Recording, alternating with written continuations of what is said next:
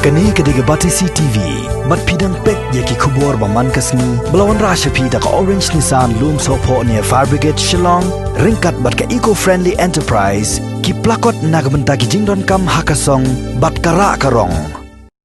Hadu saungut kibriu lalap bagi long positif hadien balap long ia ka random test lani ka jingle test napang hakshnong golfling shilong haga arfunyu tarik unailar arjar arpo ia ka balap long da katanat jong ka koit ka khiak sarkar jela kom shibenta ban yada na ka jing safriang jong uknyang jingpang coronavirus. Habaya keren bat menteri jong katanat ka koit ka khia uba AL hack ulayathu bakidon hadu arspa nyungut ginong shong shnong jong shnong golfling ki balawan sha le test bat nakini lalapan ba saungut ki pau baki long positive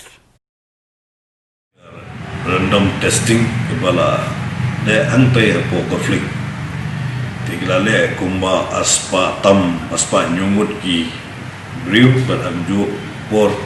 kumba Saupo family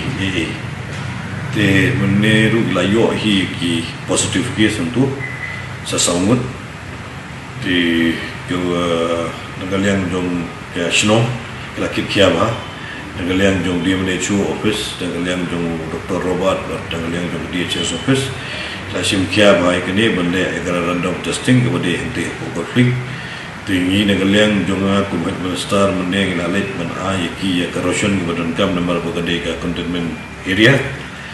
data jo porum la sam kini ki mas space mas dan budaya kam jong tu paro kiba song ko hapo containment zone untuk containment area.